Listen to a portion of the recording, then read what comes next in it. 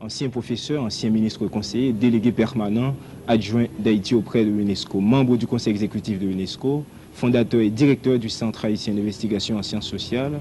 Hubert de Onstré, vous avez été et vous êtes tellement de choses qu'il y a une difficulté de vous définir. Vous avez cherché?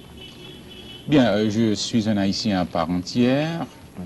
Je suis né à l'habitation La Bruyère, 8e section de la commune de Petit-Goâve, et d'une famille très modeste.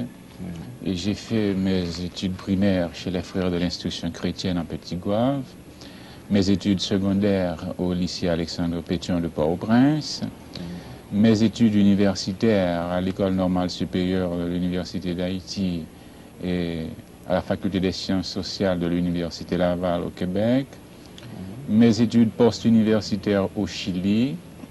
J'ai occupé plusieurs postes dans l'administration publique, à l'université, dans la diplomatie, dans la politique.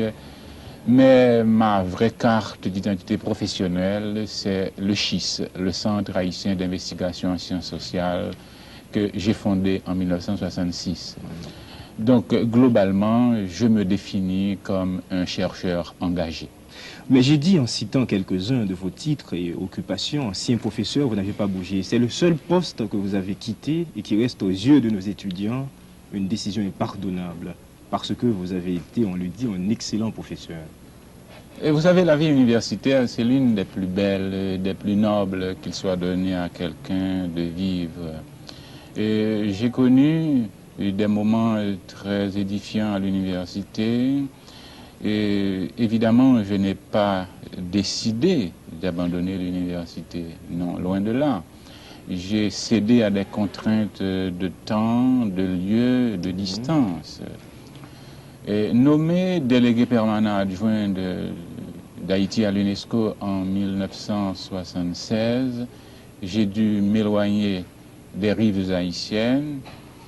Rappelé en Haïti en 1978, j'ai tenté de réintégrer l'université, mais j'ai compris que la présence, la voix d'un Hubert de Ronceret du haut de la tribune de l'université gênait quelque peu certains ténors en place. Alors, je me suis bien gardé de forcer les ouvertures à l'université. Mais quand même, vous vivez comme retiré des activités intellectuelles haïtiennes. Autrefois, vous vous plaisiez à donner des conférences, à rencontrer nos étudiants, les orienter. Vous avez silencieusement renoncé à toutes ces occasions de culture d'autrefois. Alors aujourd'hui, qu'est-ce qu'il est devenu, ce Hubert de Onstré qu'on aimait et qui n'était jamais inintéressant? Je crois qu'il faut distinguer des moments dans ma carrière. J'en distingue trois. J'ai d'abord été un professeur d'université, un chercheur, et ça a été la période la plus dense, la plus longue de ma carrière. En tant que directeur du CHIS, je développais des recherches, je rencontrais des étudiants, j'étais avec eux un peu partout, dans les villes, dans les campagnes, dans les familles, dans les institutions scolaires, dans les milieux ouvriers. Je dirigeais, je patronnais des thèses. J'avais vraiment une vie universitaire très active. Il y a eu un second moment dans ma vie, ça a été le moment diplomatique. Évidemment, au niveau de la diplomatie, je n'ai pas cessé de m'intéresser aux questions intellectuelles. J'ai continué à participer à des colloques, des séminaires, des rencontres, mais à un autre niveau, à une échelle qui n'était pas l'échelle universitaire. Et il y a eu aussi un troisième moment, c'est le moment politique, qui évidemment a ses contradictions. Alors, le diplomate et le politique chez Hubert de Ronceret ne m'ont pas permis d'avoir cette même ouverture, d'être aussi communicatif qu'autrefois. Il ne m'était plus possible de partager avec les étudiants, avec le monde culturel, les nouvelles expériences acquises. Alors, je suis devenu normalement un Hubert de Ronceret apparemment distant, quelque peu mystérieux si vous voulez, Et c'est tout simplement à cause du type d'expérience qui requiert ce sens du mystère. Mais quand même, il y a les cours d'été du SCHIS que vous conservez et qui est dans une très large mesure une occasion exceptionnelle de culture. Mais alors, c'est chaque année, chaque 12 mois, et c'est peut-être à cause de votre poste à l'UNESCO que vous ne renoncez pas à cette activité culturelle. Pourquoi? J'ai inauguré le premier cours international d'été en 1973 avec les propres ressources du SCHIS. Et je dois vous dire que ce n'est qu'à partir de 1978 que le PNUD et l'UNESCO ont commencé à financer le cours international d'été. Évidemment, je reconnais avec vous qu'il s'agit là d'une activité très limitée, qui ne revient que chaque 12 mois.